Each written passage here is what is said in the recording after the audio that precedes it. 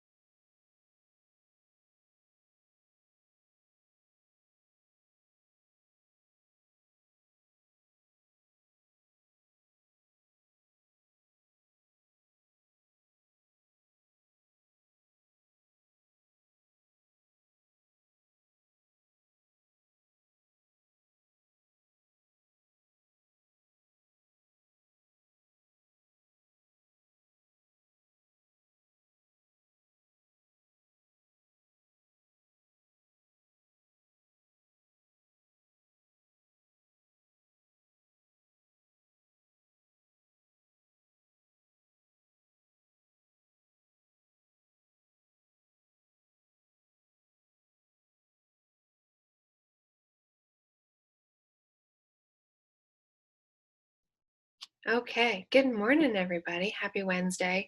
Thank you guys for jumping on the virtual class. On Monday, we had some tech issues with the computer in the class. Apparently, computers can be quarantined too, and so it wasn't connected to the network, and they temporarily fixed it, but they're apparently doing some more work on it today. So we will be back in the classroom next week, but for today, we're going to do this the virtual Zoom way. So thank you guys for your flexibility with that. So last week we had spent the time talking about how neurons signal with each other. And we talked about what it means when we say that they have electrical chemical signaling or electrochemical signaling.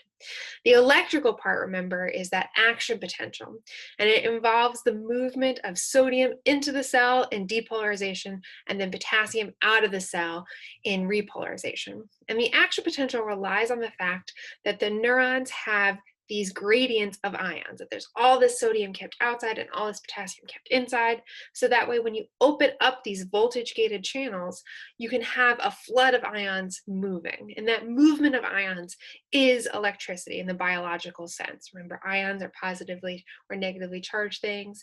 And for biology, we're not talking about the movement of electrons with electricity, we're talking about the movement of ions. Now, when that action potential, when that voltage change reaches the axon terminal, remember, we then have the movement of calcium. And calcium is going to move into the neuron and cause the neuron to release vesicles full of a neurotransmitter. And the neurotransmitter is the chemical part of the electrical chemical signaling. That neurotransmitter can do a bunch of different things depending on what it is. The one that we've talked about is acetylcholine and the effect it has on skeletal muscle, leading to skeletal muscle contraction. But you have a bunch of neurotransmitters that do all sorts of things in both your central and peripheral nervous system. Things like dopamine and serotonin, which regulate your mood, norepinephrine, which can regulate your heart rate, glutamate and GABA, which can make you feel awake or sleepy, respectively. And so you have all sorts of options that can come from the wide variety of neurotransmitters. So today we're going to zoom out and we're going to focus on our central nervous system and our peripheral nervous system. So the central nervous system, remember, is the brain and spinal cord, and we'll spend the first part of our class talking about the brain, and then we'll talk about the peripheral nervous system, the nerves of our body. Okay, I want to remind you guys about a few things that are coming up on our horizons. I'm going to share my screen here. As always, if you have a question, you can put them in the chat. For those of you just joining us, please make sure you put your name in the chat as your attendance, please and thank you. Okay, so we're here on our Canvas shell, and if we click on the syllabus, so just a few reminders. I did this in class Monday, and some people were, you know, surprised about how quickly we're coming to the end here, right? So we are here at the end of nervous system. We're going to have one more full unit, 2 weeks of our senses, and then we have a mini unit on the endocrine system where we'll pretty much focus mainly on diabetes. We'll talk about a few other hormones, but we won't go super in depth to the endocrine system just because of timing. So we'll mainly talk about diabetes. We'll talk about a few other hormones. And then remember, you have an in-class final exam. Dun, dun, dun. It is cumulative. For group B, that's you guys, it will be on the Wednesday. It'll be 50 minutes and it will be almost exclusively short answer questions. I haven't written it yet, but I prefer to do short answer questions because it allows me to give you guys partial credit. So with a short answer question, I can, if the question is asking how we protect our nervous system, for example, and you just say the central nervous system is the brain and spinal cord, in a multiple choice, that would just be wrong, right? But in a short answer, I can give you a half point or something for knowing something related to the question. So it's going to be short answer. It's going to take place again in class, in person, this final exam. And then that during finals week, we have blocked off for our class this time where we would be taking a longer final exam. I'm going to keep the final exam to 50 minutes. And during this block is when we're going to have those group presentations virtually, so on Zoom, for what you've been working on. So just a reminder of where we're going in case you didn't realize that we're already like in the middle of October and things are going to be wrapping up. So we're here in Module 5 for the nervous system. As a reminder, we're going to be working on class 10 today. You have a homework and a discussion board. The post for your discussion board is due today. You need to also comment on a peers post by the end of the module, and the module closes on Sunday. So if we're here in our class 10 agenda, if you guys want to take the class 10 attendance quiz and tell me what is in our peripheral nervous system. What are the different branches of our peripheral nervous system? If you guys want to take a few minutes and do that.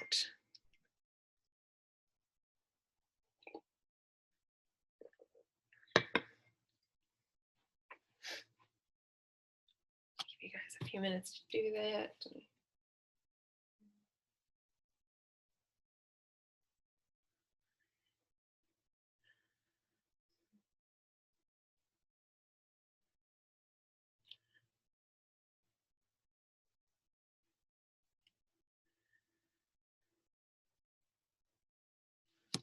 Okay.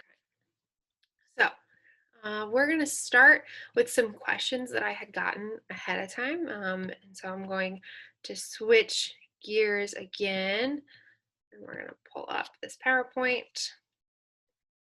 Pull up the chat. Okay.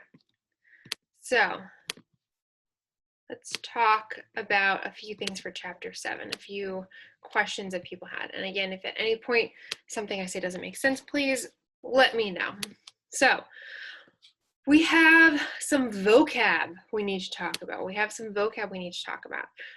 So when scientists were first studying the nervous system, there was a group of researchers who were looking at the central nervous system and then a group of people who were looking at the peripheral nervous system. And they came up with these terms and these definitions without really consulting each other. And so it turns out we have words that mean the same thing, but in different parts of the nervous system. So in our central nervous system, in our brain and our spinal cord, when we have a cluster of cell bodies, remember cell bodies are the part of the neuron that have the nucleus. When we have a cluster of cell bodies with those nucleus, we call it a nuclei, right? A bunch of cellular nucleuses, bunch of nuclei together, it's called a nuclei. The same thing in our peripheral nervous system is called a ganglia. So we have a collection of cell bodies, they're called a ganglia. And usually in our nervous system in general, when we have neurons that are near each other, they're usually doing similar functions. So a nuclei, a group of cell bodies might all have the same function. Now, if we're thinking about the structure of a neuron, remember we have that cell body, and then we have those long axons, and we call the axons and the dendrites our neuron processes. And so when those neuron processes travel together in the central nervous system, we call them a tract. And when they travel together in our peripheral nervous system, we call them a nerve. So when we talk about how the peripheral nervous system is the nerves of our bodies, we mean it is the bundle of neuronal processes in our peripheral nervous system. Okay. And again, for our peripheral nervous system, these are nerves that either come out of the head neck regions or our cranial nerves, or they're nerves that come out of our spinal cord, our spinal nerves. We have 12 cranial nerves and 31 pairs of spinal nerves. Okay, the last terms we need to talk about are white matter and gray matter. And for this, I like to think about a steak. Now, I'm a vegetarian, so I don't like to actually think about steak too much. But in the abstract, when you think about a steak, the white part on a raw steak is the fat. The same is true if you look at our brains. So if you look at the brain, there is some white stuff, and it is the fat. And the fat is a part of the neuron called myelin. And myelin sheets are fatty things that go around our neurons, and they help keep the electricity inside our neurons, and they speed up the signal. They speed up the rate that the neurons will fire. So in the same way that with a wire, you're going to put like a little insulation around it, the myelin is like a little fat insulation we put around our nerves. And what it does again for our neurons is it helps keep the electricity, the ions inside the neuron as it moves, and it also speeds up the rate of firing. It speeds up the how fast that action potential can travel down the axons. Okay, so white matter, fat, myelin. The gray matter are the cell bodies and anything that's not myelinated. Okay, so these are some terms that you got to keep in mind. So our cerebrum houses the majority of our brain structures. We have 4 lobes of our brain, and this should be easy to remember because they match up with the bones that they fall under. So I want everyone to touch your frontal lobe, your parietal lobe, your temporal lobe, and your occipital lobe in the back. And they have an outer cortex of that gray matter, and then the inner part is that white fatty matter. And they have some we call them basal nuclei, which are little islands of gray matter, little islands of nuclei, cell bodies inside the white. Okay. Let's talk about movement. So I want you guys, when we think about the brain, brains are able to do so many complex things, right? They're what make us human. They allow us to take in information and make decisions and have emotions and do all of these important life functions. And they use up so much of the energy from our body. But we're going to focus on just 2 functions. We're going to think about, by and large, we're going to think about movement, and we're going to think about language. And we'll come back to language in the second half of today's class. But let's think about movement. So what do we need to do in order to move? Well, we have to know where our body is in space, right? We have to know what we're touching, what we're feeling. We need that sensory input. And sensory is not just touch, but it's pressure and it's the staticness of our muscles. So we have sensory receptors that tell us how contracted all of our muscles are. And so all of that sensory information needs to travel up to our brain. So this is going to be on afferent neurons that approach the brain, and they're going to cross over. So we're going to receive the sensation, the sensory input about the left side of our body in the right side of our brain, and the right side of our body in the left side of our brain. So they're going to cross. Okay, so we're going to take in that sensory input, and it will be processed in an area in the parietal lobe called the primary somatosensory area. And our brain forms a sensory homunculus, which is a sensory map. So specific parts of that region of the brain deal with the sensation from specific parts of the body. And an overall theme I want you guys to understand for the brain is that the amount of brain area devoted to a specific skill or a specific region will increase the function or the sensation in that region. So for example, we have a lot of our primary somatic sensory cortex devoted to sensation from our face, right? So that means our face is a lot more sensitive than areas like our knee or our leg, which have a very small region compared to how big it is. So again, you want to think the amount of brain space leads to the amount of sensation and the amount of function. So we're going to take in that sensory input in our parietal lobe, and then we're going to send it nearby to our frontal lobe, to our primary motor area, where we have a similar motor homunculus or a motor map in our frontal lobe. And this is where we're going to make the decision to move. So we'll take in sensory information, it will travel up afferent nerves, it will cross, it'll be processed in the parietal lobe. Parietal lobe will send that information to our frontal lobe, which will be like, okay, we're going to move that part of our body. And that, again, the area of the brain determines the function. So we have a lot of our brain devoted to moving our face, which is why we're able to make such minute facial expressions and move very small muscles in our face, where our elbow, for instance, very small. Not a lot of fine motor control with our elbow, in part because we don't devote a lot of our brain to moving it. So we'll send the information from the parietal lobe to the frontal lobe. We'll decide we're going to move, and we will send that information down our spinal cord. Again, these are efferent neurons, and again, it will also cross. So the same is true. Our right side of our brain is for the left side of our body. The left side of our brain is for the right side of our body. Okay. Another question people asked were about neurons and why we protect them. So we protect our neurons because they are post-mitotic. And what that means is if they are destroyed or damaged beyond repair, we cannot replace them. So when we cut our skin, when we get a little paper cut, which I gave myself earlier this morning, my skin cells will undergo mitosis and they will divide and they will fill in that gap. And I won't have a paper cut in like a few days, right? My body will heal itself. Your neurons can't do that. This is why brain injuries, spinal cord injuries are such a big deal. Nerve damage is such a big deal. The neurons cannot replace themselves. And so instead of replacing them, our body spends a lot of energy protecting them. And they're going to protect it in 4 ways. We're going to protect it with bone, like our skull around our brain and our vertebrae around our spinal cord.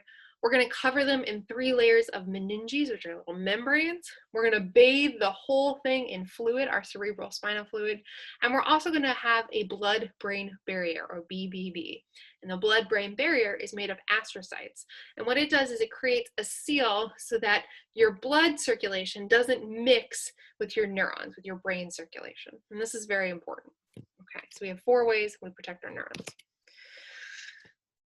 When we get a break in that BBB, it can be caused by stroke. So stroke is the 3rd leading cause of death, and it's caused by a blood clot that travels into our brain, and it can actually burst out of those vessels. And in an ischemic stroke, it bursts out the vessels. Blood starts to fill that area of the brain, replacing the spinal fluid. The area doesn't get oxygen. It can lead to cell death or necrosis in that region. And you're going to have symptoms depending on what part of the brain is affected. So a stroke is also called a cerebrovascular accident. If it happens in our motor or our sensation regions, right, that part of the parietal or the frontal lobe, we can get paralysis.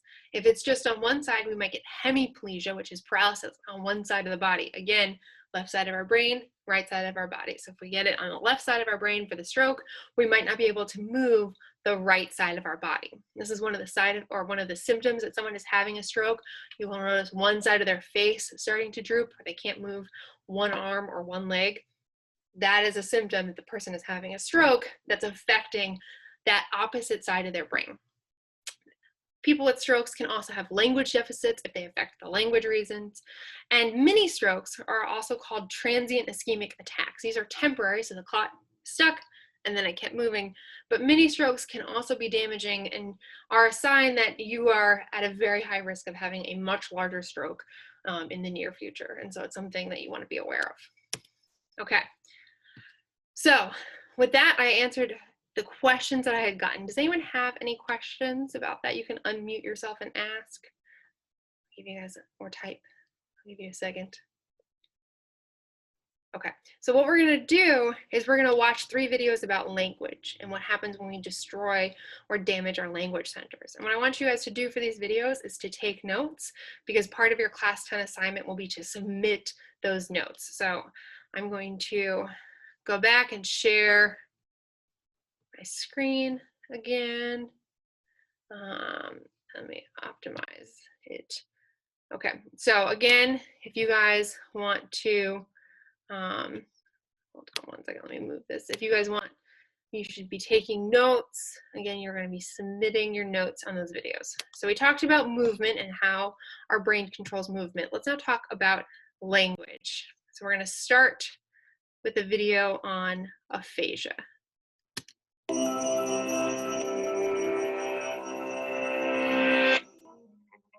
Language is an essential part of our lives that we often take for granted. With it, we can communicate our thoughts and feelings, lose ourselves in novels, send text messages, and greet friends. It's hard to imagine being unable to turn thoughts into words. But if the delicate web of language networks in your brain became disrupted by stroke, illness, or trauma, you could find yourself truly at a loss for words. This disorder, called aphasia, can impair all aspects of communication.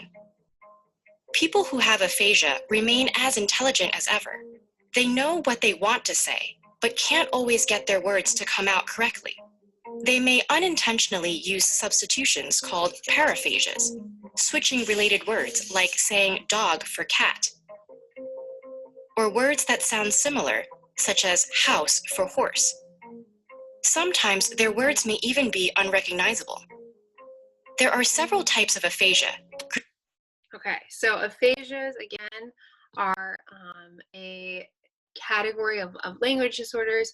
They're most common a side effect from stroke, but they can also happen if you have a brain tumor or a head injury that damages that region, okay? And language is something that is very complex. If you think about it, people learn how to speak before they learn how to read. So language is more than just recognizing the words. You don't have to teach children how to put sentences together. Really, they learn it pretty quickly. And so we have different parts of our brain that have to do with language comprehension, with understanding the meaning behind words, as well as language production, or getting our words out. Those two areas are separated. And so there are specific aphasias that happen when you damage those two areas. And so we're first going to talk about Broca's area. And Broca's area is where the person has non-fluent aphasia if they damage Broca's area. And what that means is the understanding is good. They comprehend the meaning behind the words, and they know what word they want to say, but they can't quite find the word. Now this happens sometimes to us. We call it tip of the tongue phenomenon, when you can't quite think of the word you want to say. But for people who have damage to Broca's area and suffer from Broca's aphasia, this is a much more long-term issue. So again, we're going to look at this video. Please take notes. This is a person who actually has Broca's aphasia.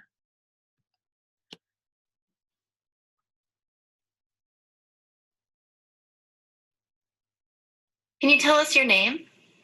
Mike Caputo. And Mike, when was your stroke? I was 7 years ago. Okay. And what did you used to do? Worked Autodesk, seven sales and worldwide, and very good. Yeah. Okay. And who are you looking at over there when you turn your head? That's my wife. Okay. And why is she helping you to talk? She's a speech. So you have trouble with your speech? Yeah.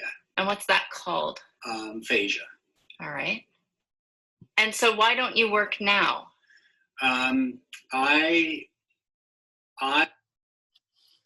Okay, so you can see with Mike, he's really struggling to find the words. He knows what he wants to say. His intelligence is intact, right? There is no problem with any other brain function. He just can't quite think of the word he wants to say. And with that, he said it had been 7 years since his stroke. So he's been working probably with a speech therapist for 7 years to get to that point. So now let's look at what I think is an even sadder situation called Wernicke's aphasia. And so Wernicke's aphasia, or fluent aphasia, is when there's damage to Wernicke's area.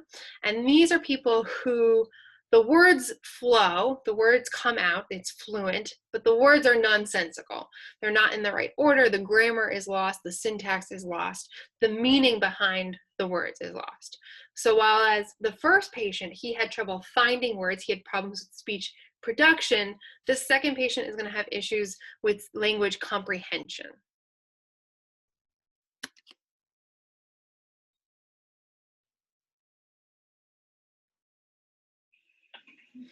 Hi, Byron. How are you? I'm happy. Are you pretty? You look good. What are you doing today? We stayed with the water over here at the moment and talked with the people for them over there. They're diving for them at the moment. They'll save in the moment. He'll have water very soon for him. With luck for him. So we're on a cruise and we're about to We get to will Juneau. store it right here and they'll save their hands right there for them. And what were we just doing with the iPad? Right at the moment, they don't show a darn thing. With the iPad that we were doing. Like here? I'd like my change for me and change hands for me. It would happen. I would talk with Donna sometimes. We're out with them. Other people are working with them. I'm very happy with them. Good. This girl was fairly good and happy. And I play golf and hit other trees. We play out with the hands. We save a lot of hands on hold for us, other hands. I don't know what you get, but I talk with a lot of hand for him. Okay, we'll stop it there. And so you can see that with Byron, he is saying words, right? Words are coming out of his mouth. He does not have an issue with speech production. The issue is with comprehension.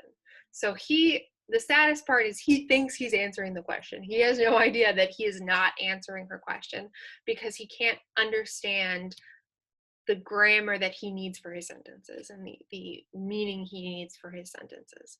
So his intelligence is intact. If you were to ask him to do other tasks that he was able to, he can still do that. If he was a good carpenter, he would still be a good carpenter, right? These other areas of intelligence are intact, but he can't form meaningful sentences anymore.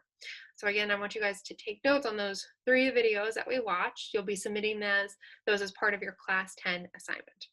Okay, let's jump back to our class 10. Let's jump back to our class 10 agenda here.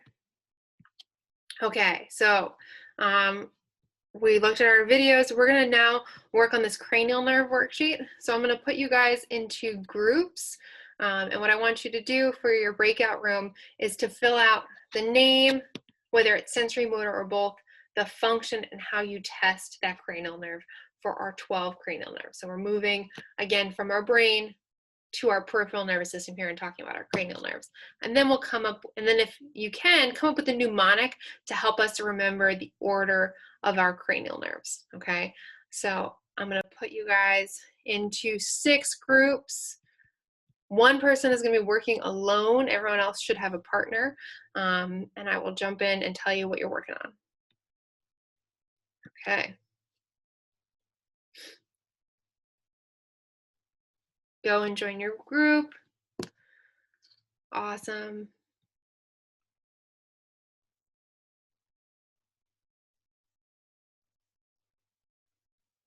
Sydney and Elise, did you have questions? No, okay. Okay, you guys are gonna do cranial nerves 1 and 2. Okay, Okay. any questions? No. I'll leave you to it.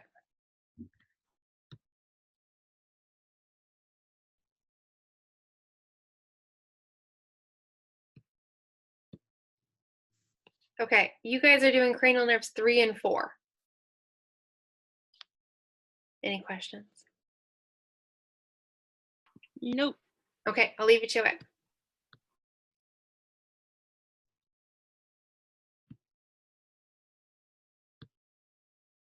Calendar. Okay, you guys are doing cranial nerves 5 and 6. Okay. Any questions? You guys good? Yes. I'll leave you to it.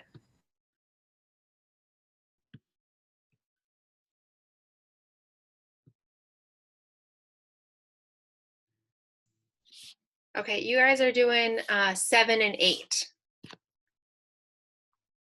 Any questions? Okay. I'll leave you to it.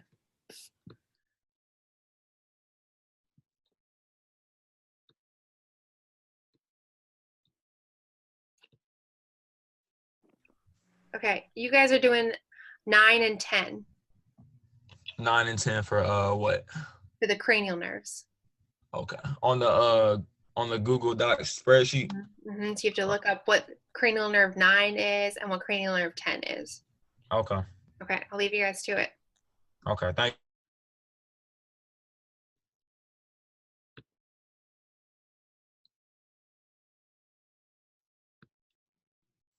Okay, you are by yourself. I apologize. You're doing cranial nerves 11 and 12.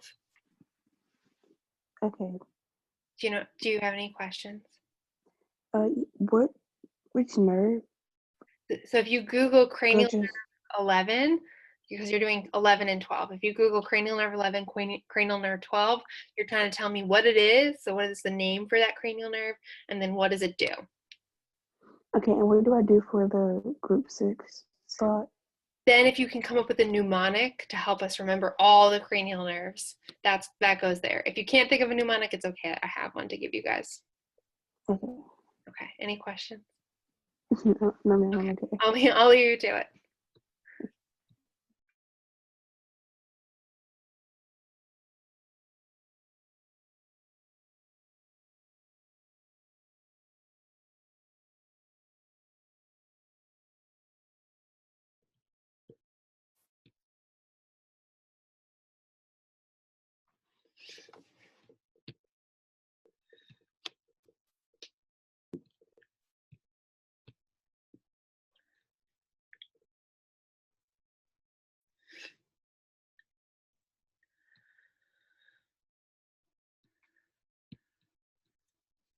Okay, welcome back, welcome back. I got another 30 seconds. Welcome back. Let everyone come on back and we'll talk about it. Okay, welcome back, welcome back. Welcome back. Okay. Welcome back. Give everyone their last few seconds here. Oh, here we go. Okay, welcome back, guys. So again, we're now talking about our cranial nerves. Our peripheral nervous system are the nerves of our body. We've got our cranial nerves, which come from our head and our neck, and then we've got our spinal nerves, which come out of our spine.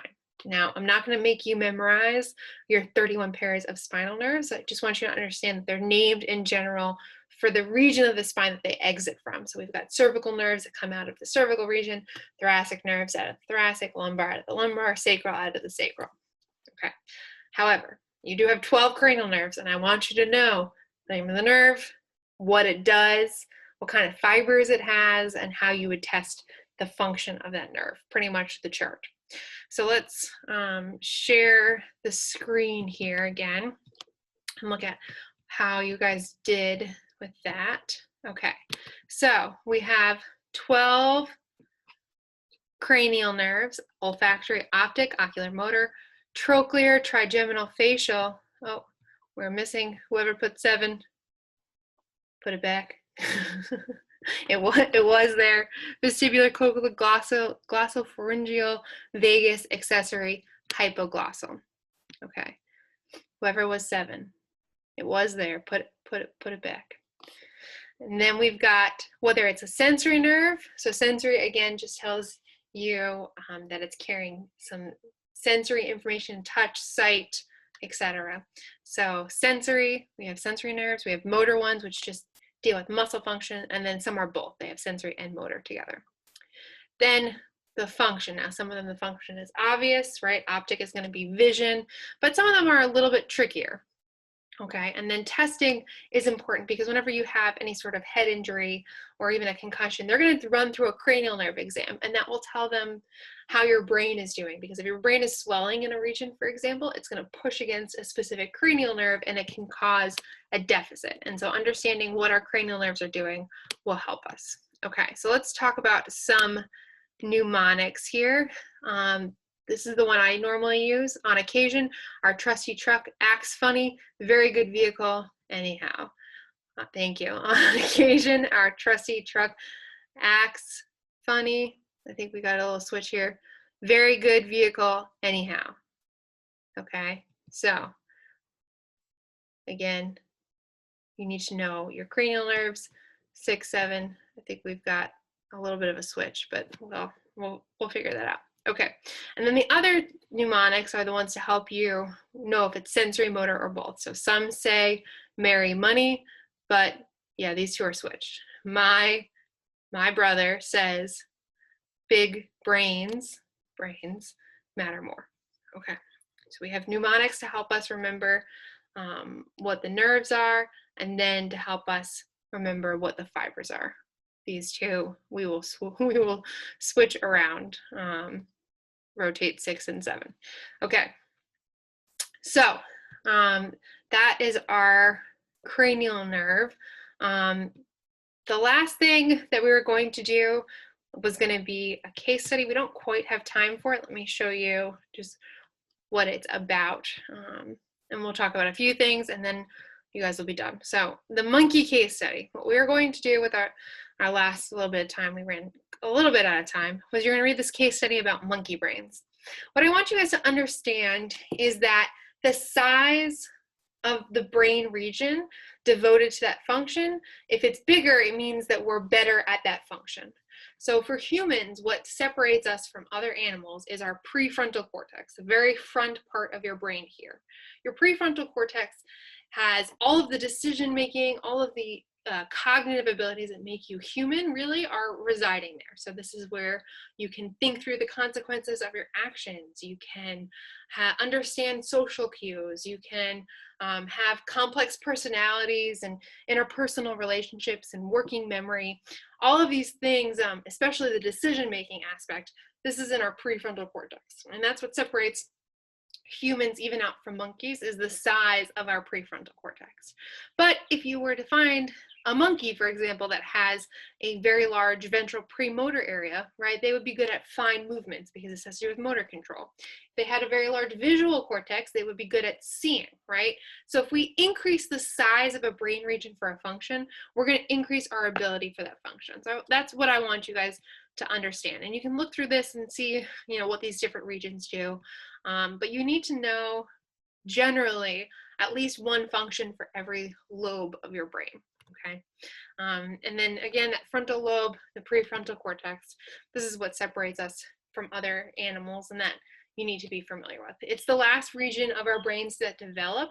For women, it develops when you're around 20, and for men, it develops when you're about 25. And for humans too, there is some variation in the size of different brain regions. So for example, your hippocampus is a region deep inside your brain that helps you with spatial perception, right? Maps, can you drive directions? Can you fill a trunk effectively? I haven't had a brain scan, but I probably have a very small hippocampus. I get lost all the time. I look at when we're trying to go on a road trip, I'll lay out the things that need to go into the trunk and just be like, I guess it doesn't fit. I guess we can't go. None of this is going to work. And my husband will come down and he'll just put it all together Tetris style and make it fit beautifully. And he can look at a map and be like, oh, I know exactly where we are and where to go. So even for humans today, the area of a brain region will help determine your function and your capability in that region. So hippocampus is going to determine how good you are at spatial things. As your prefrontal cortex develops, you're going to be able to think through the consequences of your decisions better. This is why teenagers make a bunch of bad decisions. It's not their fault, it's their brain's fault. They don't have a developed prefrontal cortex yet. But as we get older, we learn things and in part our brain grows. Okay, so today we went over our central nervous system and our peripheral nervous system. For the class 10 assignment, I would like you to submit your notes on those 3 videos that we watched. I was following along on the Google Sheet, so I saw that you were all filling in your cranial nerves, so I trust you there. So I want you to submit not just a screenshot of the cranial nerves, I want you to submit the notes from the 3 videos. And with that, we are good to go. I'll stick around if you guys have any questions. Otherwise, I will see you in person on Wednesday. Do we need to complete and turn in the case study for the monkey brain? No, we don't have time. All right, thank you. Just look at it. I think it's interesting. All right. But yeah, you don't have to do it. Just the notes from the video. Okay. Any other questions, guys?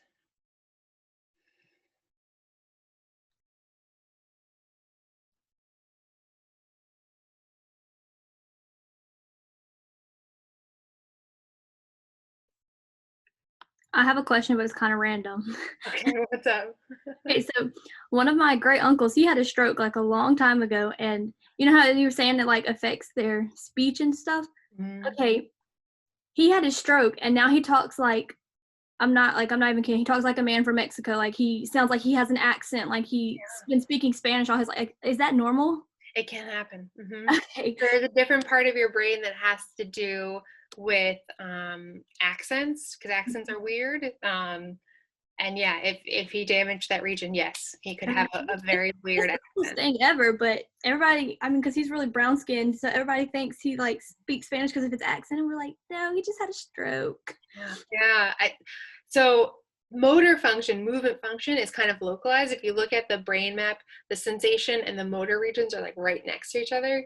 Language is spread out all over the brain. So you have all of these different regions that do different things involved with talking. So yeah, it's complex.